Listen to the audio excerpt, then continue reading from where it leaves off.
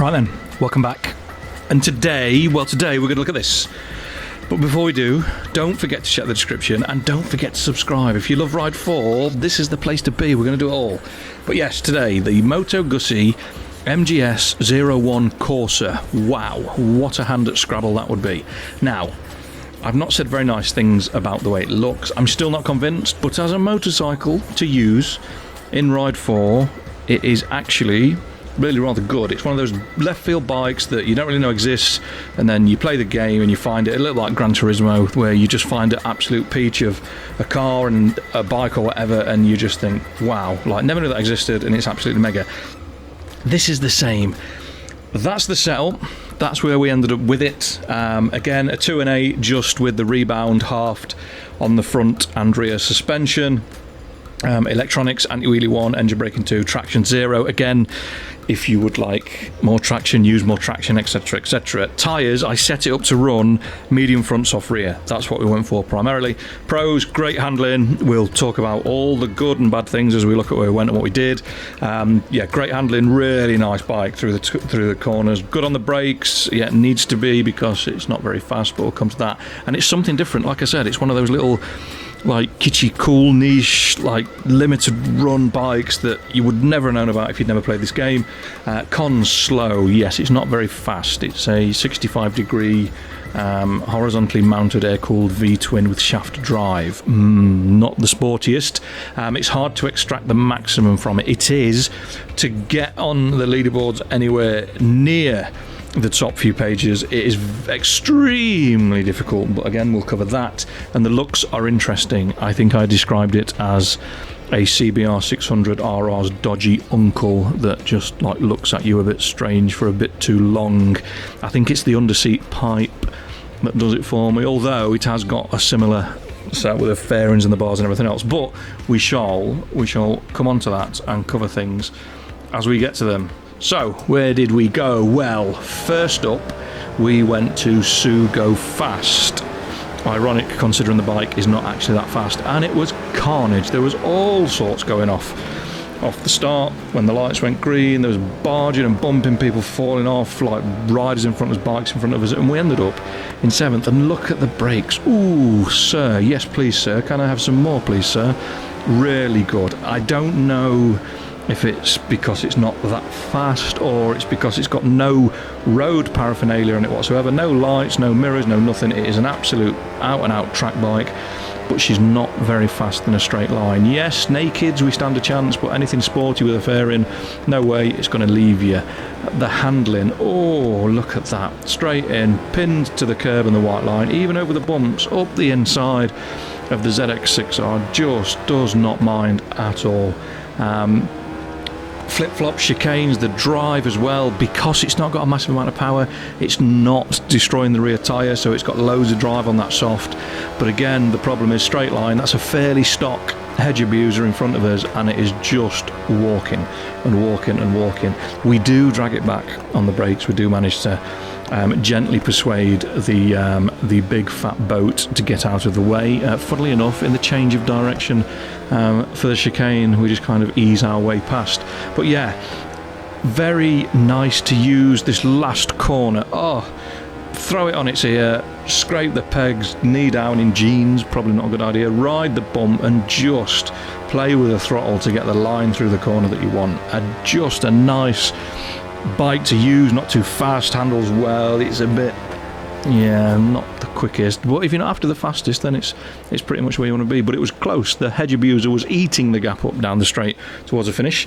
We did go and time trial everything. We did a time attack. I did 3 laps. Lap itself was pretty tidy, to be fair. Again, the bike responds well to changes on throttle and brakes when it's leant over. It's not trying to spit you off. It's a very, very pleasurable little thing to use. I could probably get over the looks if I squinted a little bit or tried not to think about it, a bit like when you're eating cauliflower. You hold your nose and just eat it to try and avoid the taste and all that jazz. I did run a slightly softer front tyre, as you can tell. It's getting a little bit warm, but just look at the way it just pins itself as I run wide, pins itself to the apex, doesn't mind changing direction, doesn't mind what you do. I mean, through the last corner again, look at the throttle inputs in the bottom right corner. You can see I'm playing with the throttle as I'm coming through the bend, waiting for it to open up on the straight, and there you go, full throttle way before the straight is, we're fully onto the straight, way before the corner's opened up, and the bike just takes it. It just does not mind. And there you go, 125.4. Now, there wasn't a massive amount left in the bike for me, and we ended up 27th, which wasn't too bad. 122.6, so what's that? Just under 3 seconds, which I don't think is too bad, considering it's only got a rating of 766. Next up, we went to Suzuka East, big wide track, bikes everywhere again, and this absolutely played to the Corsa's strength, because it's all about the front end. Yes, there's a big long straight, however, the first couple of corners and up through the snake to the horrible join where the east circuit and the full circuits like merge together, it is just left, right, pin it, play with the throttle, a little bit of brake, sticking up the inside of people. I mean, look at that absolute menagerie of a disaster that's now in front of us, because we got absolutely sideswiped by another MGS Corsa, thank you very much. People falling off, trying to stick it up the inside, block passing, you name it, we had a go. And it was a shame it was only 3 laps, because I could have quite happily done 50 with the way that the bike handled. You just saw a little wiggle from the back there. It leans over so far that if you do get on the gas a little bit early, then just watch for it stepping sideways. You could counter it with a bit of preload on the rear or a bit of spring hardness. However, I didn't mind it moving about. But we're riding around the outside of people. I mean, they're having a bit of a scrap, the two Hondas, so we ride around the outside of one and then barge the other out of the way. But yeah, it just didn't care. It's a pretty effective battering ram as well. It must be those cylinders stuck out the side of the engine, just slicing people's legs off as you go past. I mean, round the outside of RC45 is just fantastic. Into the first bend on the last lap. I mean, what's that? Is that an MV? It looked like an MV, or was it a Katana? Might have been a Katana. Round the outside, yes, we run a bit wide, but then we get on the gas and it's just absolutely mega. This was quite naughty. It was a bit of hip and shoulder on the hyper motard, but somehow we managed to stay on, and across the line we went for a resounding race victory, we will call it. It was a bit filth. Not my best moment, but again, we went and did a time attack, 49.583. The problem is, I was racing this absolute knobhead called Moto Martino, and I just could not beat his time, 49.450. Again, I ran a slightly softer front tyre. I set the time to 1700, clear conditions, and left the time static as it is on time attacks. And the bike was just mega. I mean, just left to right, all over the curbs. It doesn't mind. That rebound setting again, I know I've mentioned it the last few videos, but it has genuinely changed the way that the bikes handle for me.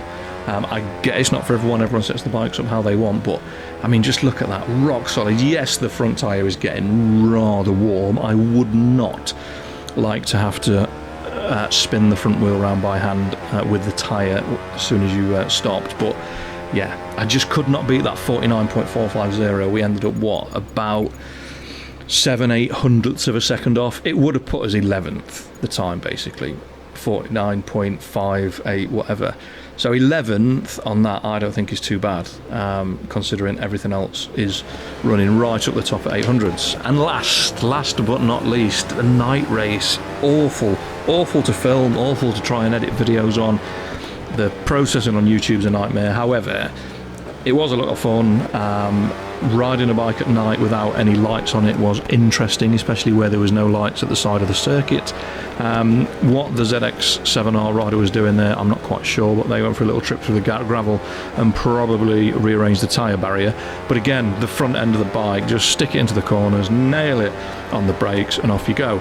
We did have a little bit of argy-bargy. I couldn't quite see or remember where the braking point was, so I got on the brakes way too early, and we got pumped up the bum by a lovely AI rider. So we went again, and it was pretty much the same outcome. We just made our way to the front on lap 1 and just walked away. But yeah, Joe, what a lovely thing to use.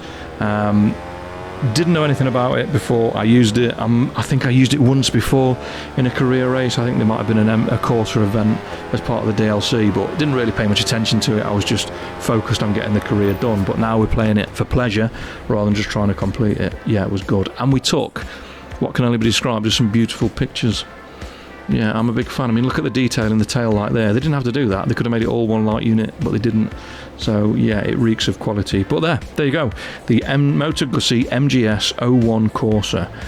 Strange, a bit weird looking. However, if you are a bit of a chassis enthusiast, you will enjoy this motorcycle. Not the fastest in a straight line, but that just makes it more fun. I hope you enjoyed it.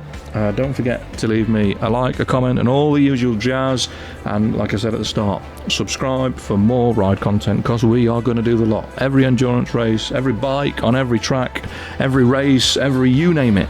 We're going to do it until Ride 5 comes out. And if that's better, then we'll move to Ride 5. If it's not, we'll carry on with Ride 4. Thanks for watching. Take care. Stay safe. Peace.